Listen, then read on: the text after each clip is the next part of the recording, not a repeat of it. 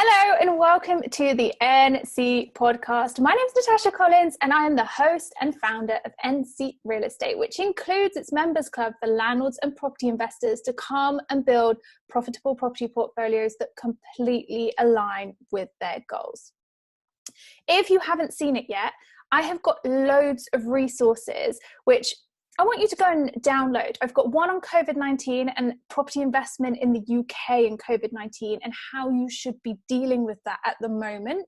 So that's ncrealestatemembersclub.com/COVID-19. I'm going to put that in the show notes. And I've also got a master spreadsheet freebie, which I really think that you guys would love.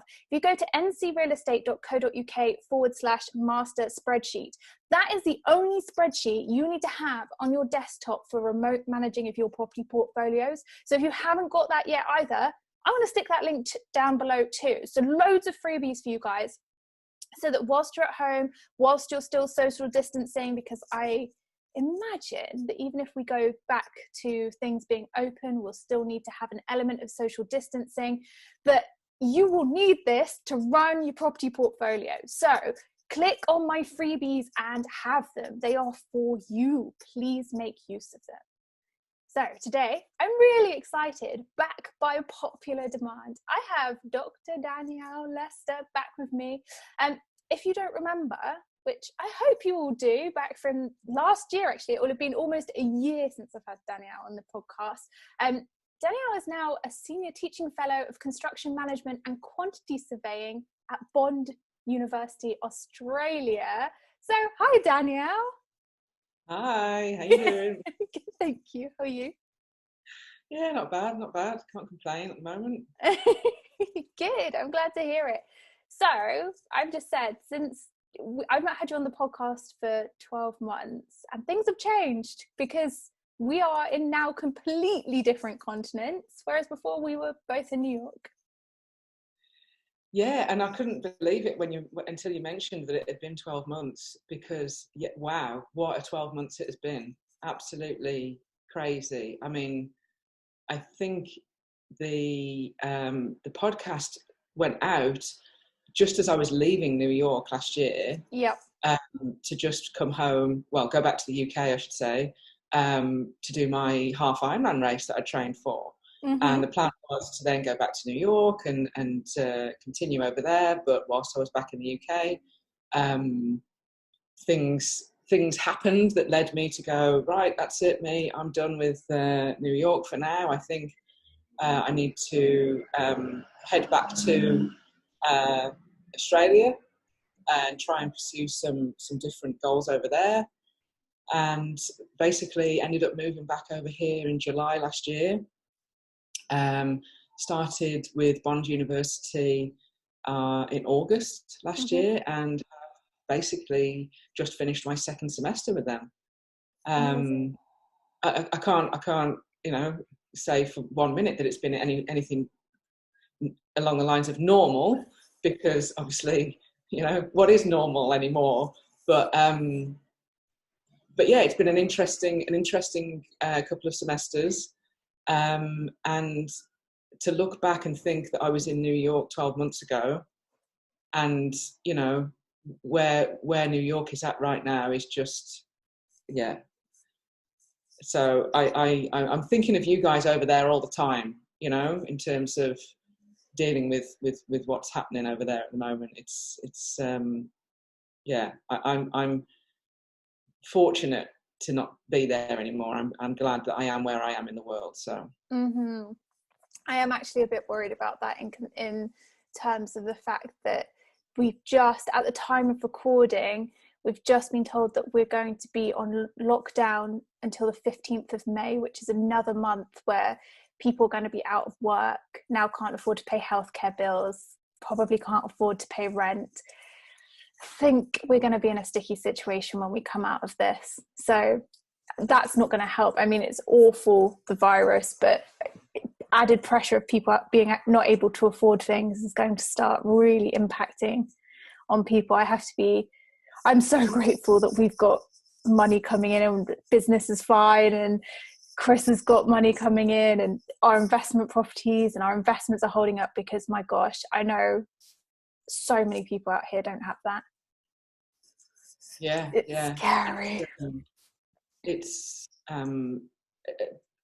interesting, obviously interesting times. I know that seems to be like broken record. Everybody keeps saying the same thing, but it's the first time for somebody like myself who's quite akin to just packing a bag and going where I want to go next. I've suddenly, for the first time ever, just gone, no, going to stay here for a while, stick with what I've got, you know, do what I can, because it's just, such uncertainty, such insane levels of uncertainty right now. Mm-hmm. No, I completely agree with you. And today we're going to focus on talking about the construction industry as one of the things that, I guess, actually, when I think about it, when people ask me about the construction industry, and you are a complete expert on this, people come to me and they talk to me about developments, they talk to me about contractors, they talk to me about supply chains and all of that, but they don't really use the term construction industry. So I do want to say that we are going to be talking about everything that you guys associate with developments and building things, and essentially, you know, construction. That's what we're going to be talking about, and that has such a big umbrella of everything that falls underneath it, right? Yeah.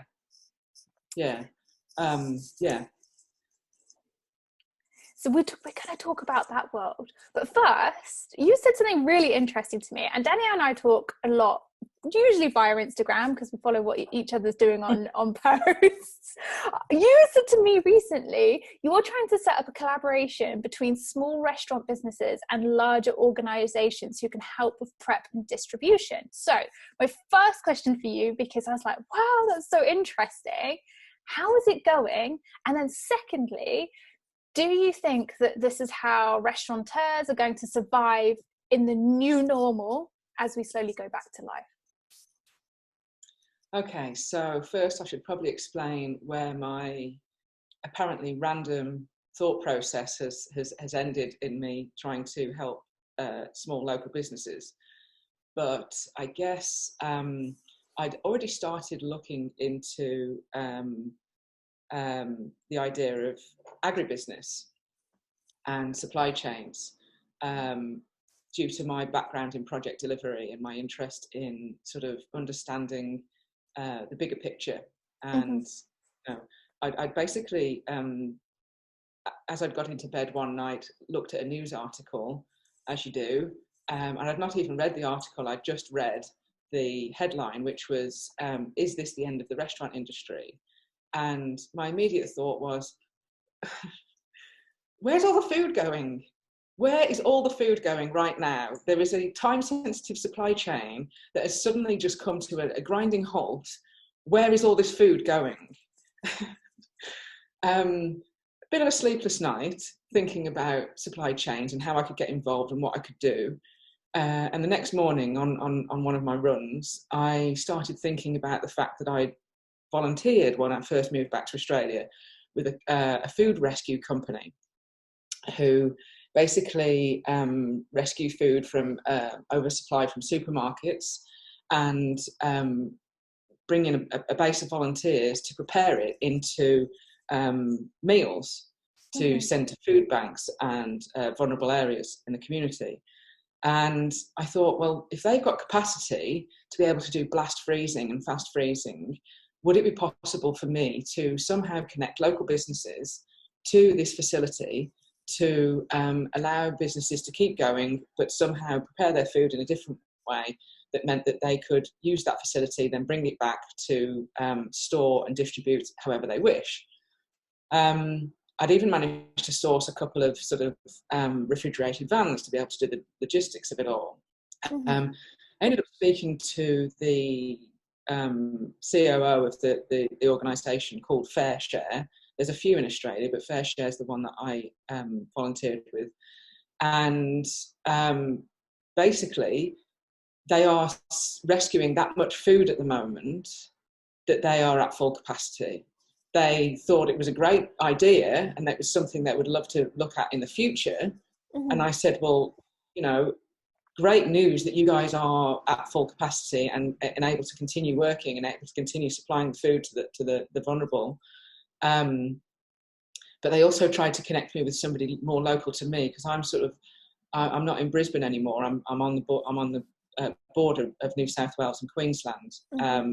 I'm a bit closer down towards sort of Byron Bay, if anyone's familiar with the area.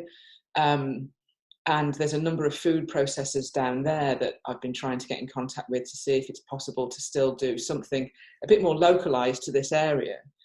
And that's all sort of, I guess that's sort of all part of my new remit and my sort of desire to try and help people collaborate and bringing people together. And I know I've started to pop some, you know, little tasters out there at the moment for this new business, or I say business, this new platform that I'm trying to launch that helps people collaborate. It's essentially, that's exactly what it is at the moment. It's just a platform that allows people to get in contact with me, to either collaborate with me, Mm-hmm. or for me to help them find collaborators for them to work with, and also I'm working on collaboration training, or collaboration coaching, I should say. So this is one of those small scale sort of ventures that could essentially lead to much bigger things. Mm-hmm. But with the sort of additional learning I've been doing on the side in terms of agribusiness and understanding food supply chains, it sort of allows me to use my skills that are, you know, the project delivery, the land economics, the supply chain management, all of that kind of stuff, but use it in a different area, basically, to I guess in a bit more of a meaningful and useful way during this time of craziness. Mm-hmm. And so do you hope that it then will keep all businesses who are involved in the supply chain going, and a way of keeping their food in circulation? Is that the end goal? Well, yeah, it's a case of, you know, keeping these small businesses operational, but also allowing them to just keep that supply chain active, Mm-hmm. to keep some part of the economy going, because it's so time sensitive, and the idea of you know, significant amounts of waste right now is just crushing, and just trying to being able to connect the people that need to be connected.